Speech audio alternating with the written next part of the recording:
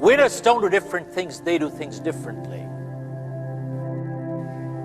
And many times people ask, what do they do differently? One, folks, winners form the habit of doing things that losers don't like to do. And what are the things that losers don't like to do? They're the same things that winners don't like to do either, but they do it anyway. Losers don't like to get up in the morning. Winners don't like to get up in the morning either, but they get up anyway. Folks, losers don't like to work hard. Winners don't like to work hard either, but they work hard anyway. Winners form the habit of doing things that losers don't like to do. Folks, someone asked, are positive thinkers fools? Don't they recognize we all have limitations in life? Folks, don't we all have limitations in life? Yes, no. Folks, the answer to that is winners are not fools. Winners recognize their limitations but focus on their strength. Losers recognize their strength but focus on their weaknesses. Folks, this one sentence is so powerful, it can change anybody's life. Let me repeat. Winners recognize their weaknesses but focus on their strength. And losers recognize their strength but focus on their limitations. They learn to turn a weakness into a strength. I'm going to share with you a prime example. How can a person turn a weakness into a strength, folks? Our greatest weakness can become our greatest strength.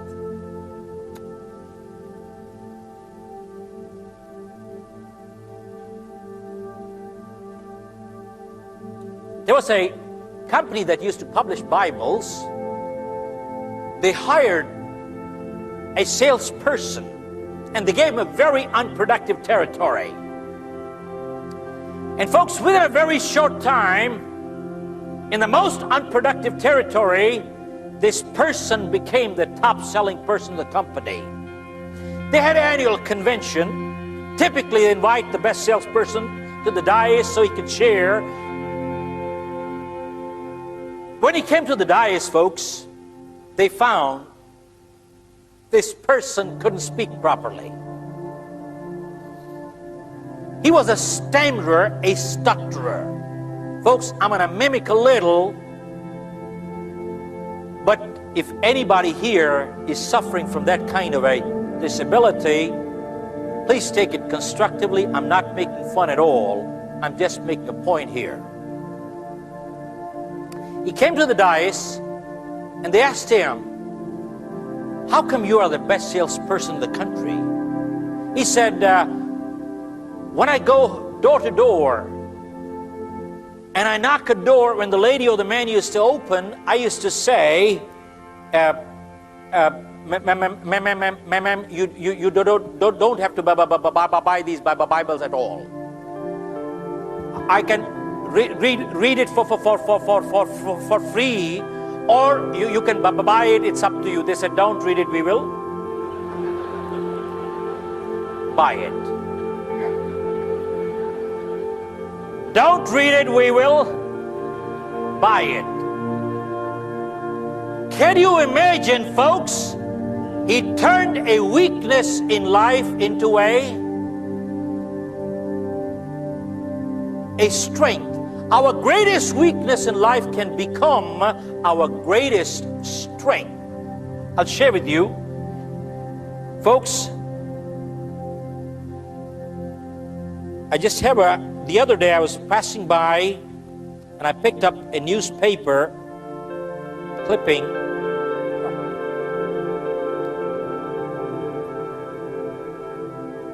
Yeah. In the newspaper, this was about a year and a half ago in India. It says Karate Kid KO's handicap with the roundhouse kick. KO's his knocks out. Karate Kid KO's handicap with a roundhouse kick. A 15-year-old boy, he has a polio kid. paralyzed waist down. He is representing the state in national martial art. Hello? A polio kid representing the state in national martial art. He's not fighting disabled, he's fighting people like you and me with 2 legs. And they asked him, how did you do it? He said, when I started it was very painful. But he said, because of my polio, I am able to swing my leg 180 degrees and slap the person on the face, which people with 2 normal legs can't take a 180-degree swing. Hello. Look at this. Folks, he turned a weakness into a strength. Remember one thing, folks. People who have to do things in life, they do it in spite of problem, not in absence of. And people who don't have to do it, you give them everything in life, they will still never do it.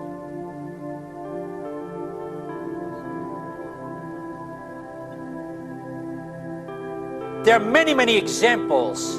How many of you heard a group called MAD in the United States, Mothers Against Drunk Drivers? Anybody heard that group? Yeah, MAD, Mothers Against Drunk Drivers. There was a lady, she had a little girl, a drunk driver killed her. She got so angry that day. And you hear anger is a weakness. She got so angry that day, she said, I'm not going to let this kind of thing happen to another child or their parent. And she formed an organization called MAD, Mothers Against Drunk Drivers, and started a membership drive and went from one town to the other to the other. Today, I believe she's in over 21 countries, and she is changing the laws in the United States Congress. One woman got angry. Hello? One woman got angry, and look what she did. Folks, many times you hear people saying, I'm only one person, what can one person do? Folks, whenever history has been made, always one person did it. Masses never did it. And go check all through history. Positive thinkers have always been in minority, but they have always been a one-man army. Always. It is well said. Masses never created history, always one person did it. If you want to be successful in life, just see what the masses are doing. Do the opposite, you'll be successful. Hello? Folks, going against the grain takes a lot of guts and conviction. Hello? Going against the grain takes a lot of guts and conviction. And that is what is called leadership. I'm thinking about 2 men right here in Chicago who are fairly successful, similar background, educated. They worked for a corporation for many years, and they were among many people that were laid off. 2 guys who were very good friends. One went out looking for a job for several weeks along with the other one, and they faced disappointment and rejection again and again and again. They couldn't find any work. One guy stopped. He became discouraged. He stopped going. He stayed home looking at television, became very argumentative and toxic with his wife, drinking beer, getting on the phone, talking to his other negative, unemployed friends, and he just gave up. The other guy kept looking for a job everywhere he could go. Every time he could get an opportunity, kept asking people, networking, checking the newspapers every day. Kept going everywhere he could, trying to find a job. You have too much education. You're overqualified. You won't be here long enough. He kept going. He kept going. He went to a place and said, look here, I tell you what, if you can't hire me, and I know you can use my talents, abilities, and skills, I don't want to sit home and do nothing. Just let me do some volunteer work. You don't have to give me anything, all right? I just want to work. I want to be busy. Guy said, okay, it's on you now, but don't expect me to give you anything. It's okay. This guy came in and worked. He was the first one there. The last one to leave was the best employee there. About 4 weeks later, one of the top managers quit. They were looking for a replacement. Guess who they selected? This other guy. This guy who was volunteering his time, he got the job. What was the difference between the two men? Eyesight and mindsight. Eyesight is judging on what you see, judging according to appearances. But mindsight is how you interpret what you see. One guy said, it's not possible, it's over, I'm finished. I can't do it. I can't make it. He surrendered. I've faced rejection again and again. I'm not going anymore. There are no jobs out there. But this other guy, he felt that in spite of the no's and rejections, in spite of how bad the economy is, in spite of what the newspapers are saying, that it's possible that somebody somewhere will give me a job. He just kept going, thinking it was possible.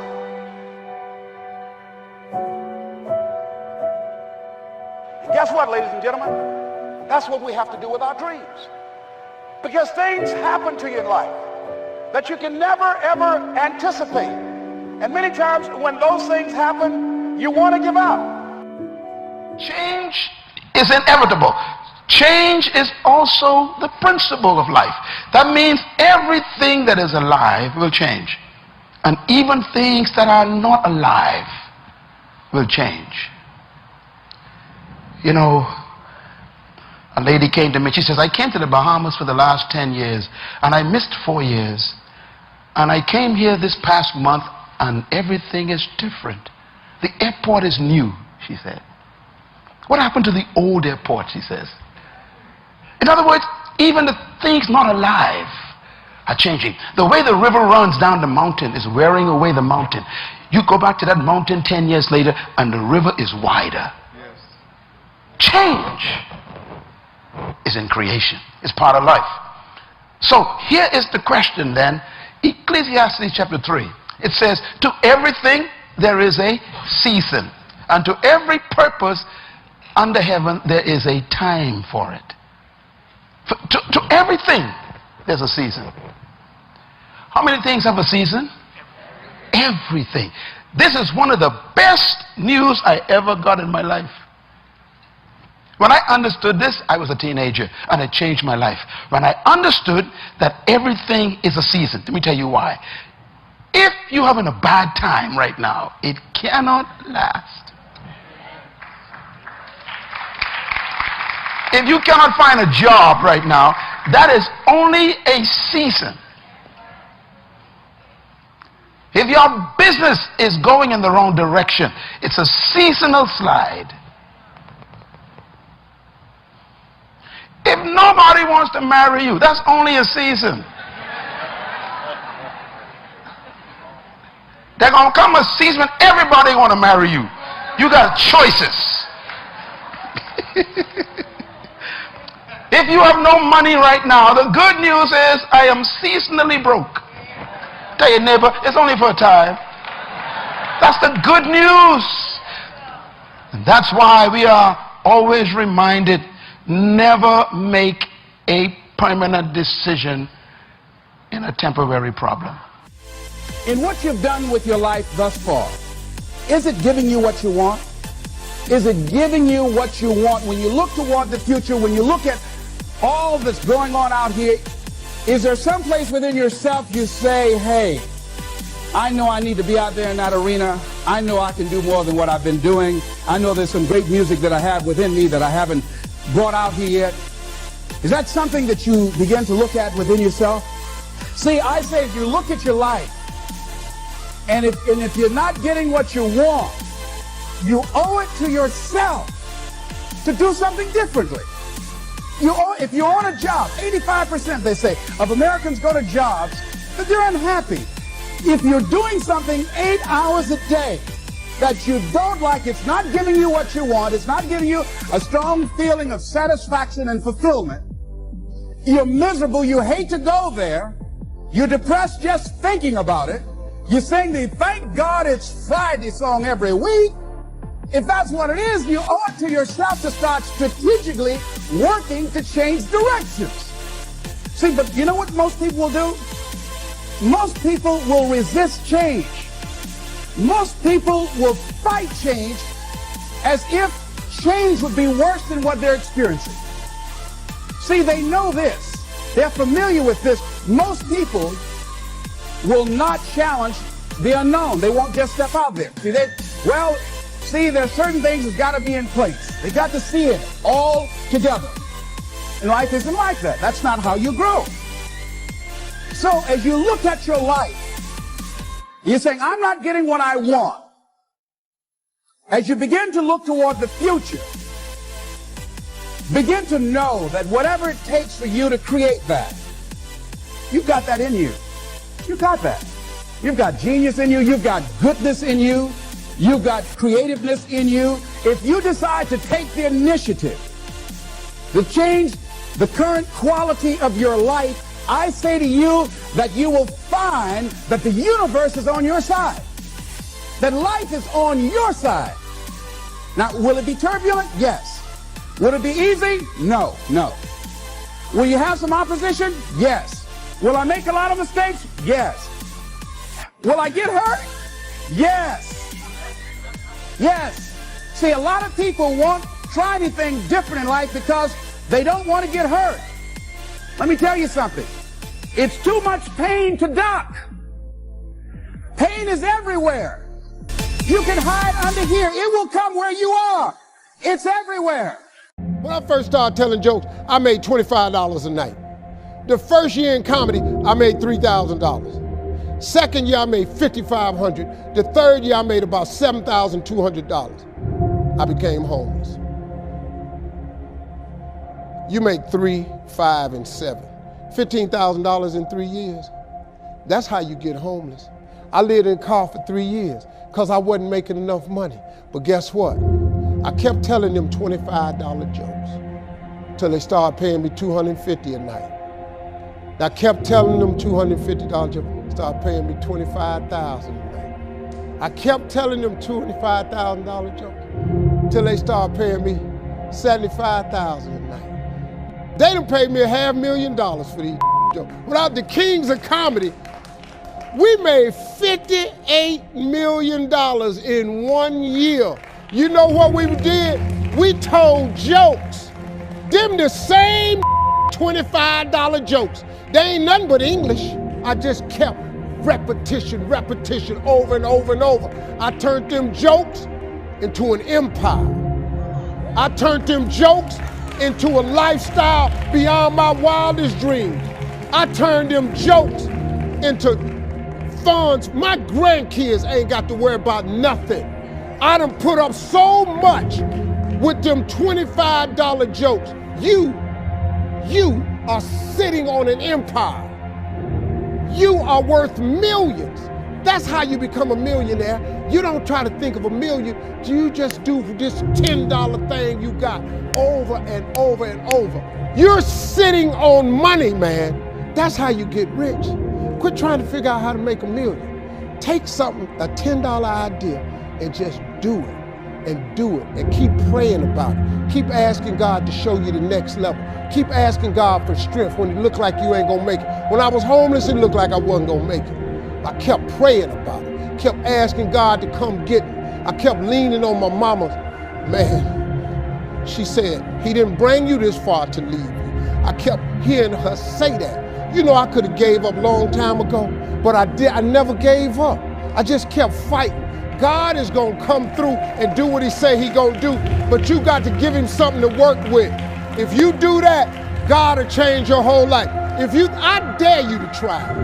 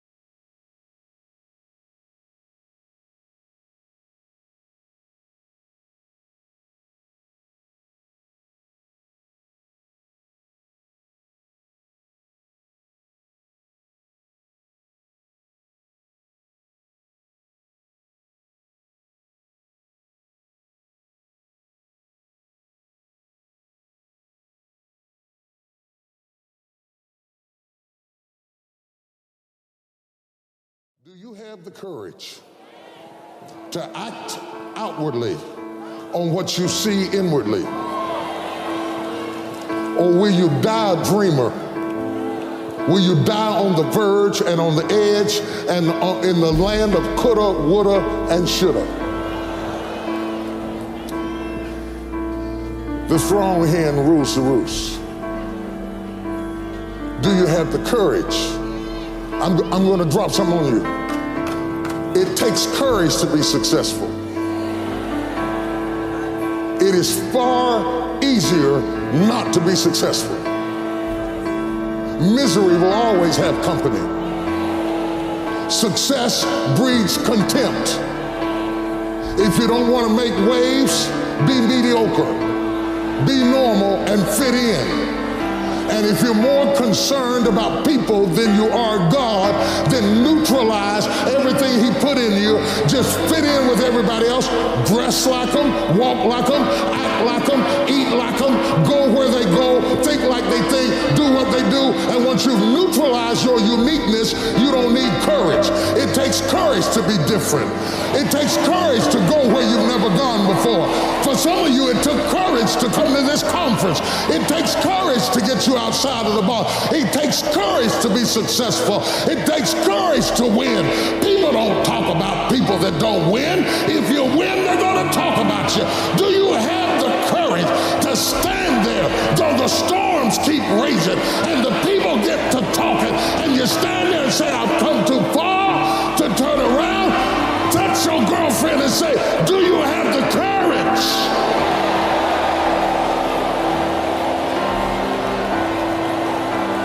I'm going to say something to you. It takes courage to be exceptional. It takes courage to be wise. It takes courage to be rich. It takes courage to be educated. It takes courage to be knowledgeable.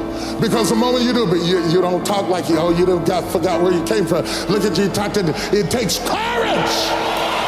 And I'm just wondering, in this weak, watered down, mediocre society that we live in today, in this reality TV world we live in today, I'm wondering if there's anybody left that's got the courage to say, after all I've been through, and all my ancestors have been through, and all my parents have been through, I didn't come through all of that just to fit in with normalcy. I have the courage to go after my dream. Why is we don't believe in ourselves? That soon as things get tough in our lives, we start doubting ourselves. We start thinking that we may not make it, stressing, worrying, imagining things that may go wrong in the future. We need to understand the human mind is the most powerful tool we own, but it can also be the most distracting.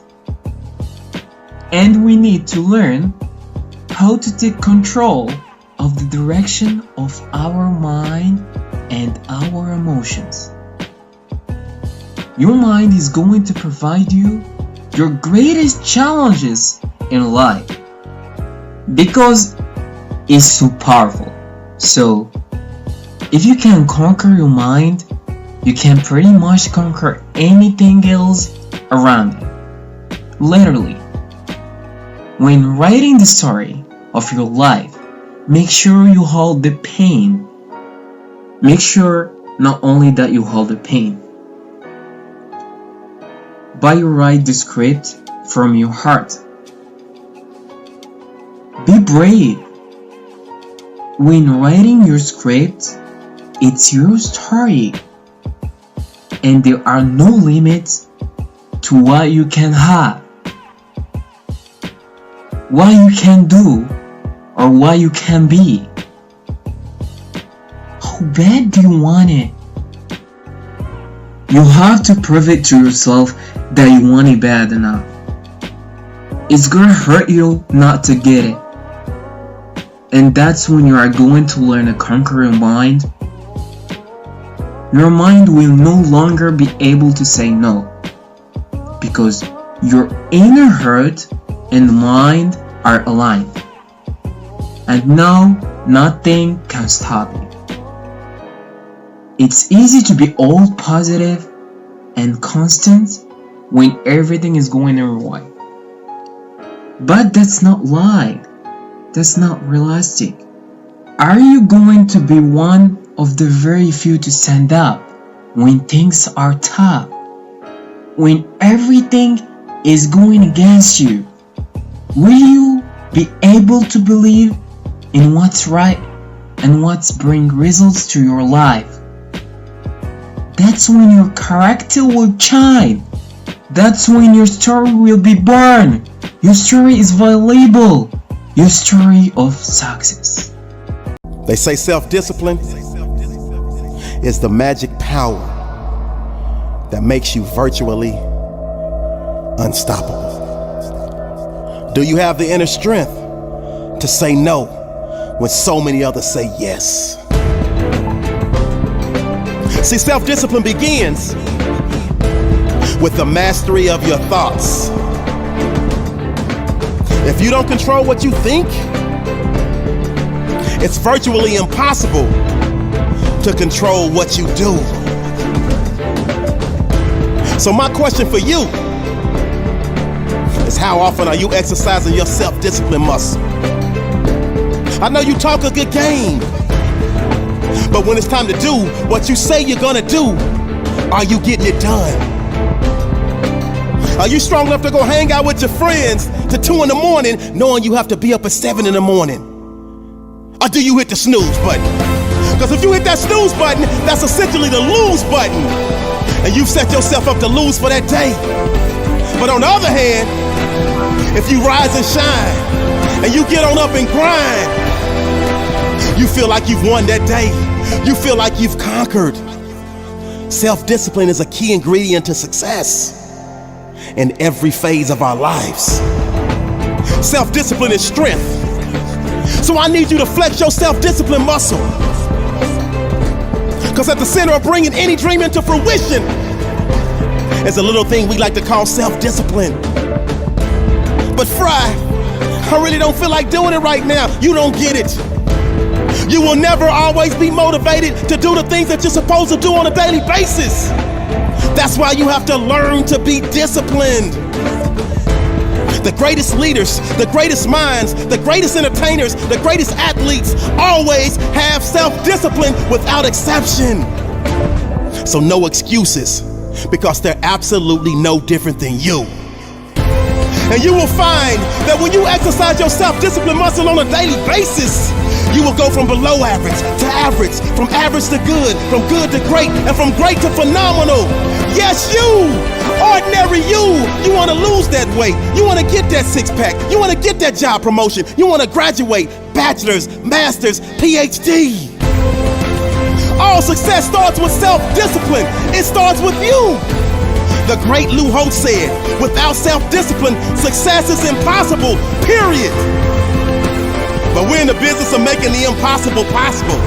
And that means you gotta do something when you don't feel like doing it, and that's the definition of having massive self-discipline. Self-discipline. The road may be hard, but the results are priceless. I want to encourage somebody out there who's thinking about quitting and giving up. Somebody who has been praying for years for things to turn around. You're thinking about quitting, you're thinking about giving up. You are folding, you are caving in. This is for you. You're in this storm and you're down on your knees and you're cold and you're weak and you feel like this is the end. You have a choice to either give up or keep going. Give up or get up. Don't give up. Don't give up. Stay in it. Stay focused. When you fail, try again and again and again. You just take one step at a time. It's hard, but it's worth fighting. It's worth believing. is worth mustering yourself up, standing up inside yourself. It's worth fighting relentlessly, never giving up. I love the sun, but things don't grow because of the sun. You have to have some rain. And you've got to stop looking at rain in your life as something bad. My greatest moments didn't come from my greatest moments. My greatest moments came from my greatest defeats. Because it was during my defeat that I had to find a way to get back up. You thought for 1 minute that you broke me. You got me twisted. I am not phenomenally skilled, but phenomenally willed. I will not give up. I will not surrender. I will not quit. Don't stop. Don't stop. Don't stop running towards your dream. Stay encouraged. Stay encouraged. Keep your head up. Stick your chest out. Continue to walk with pride. And know if it was easy, everybody would do it. It's not going to be easy, but we have what it takes. Their rough times are going to come, but they have not come to stay. They have come to pass. Don't say I'm having a bad day. Say I'm having a character building day. Don't look at night as darkness. Look at night as a new beginning.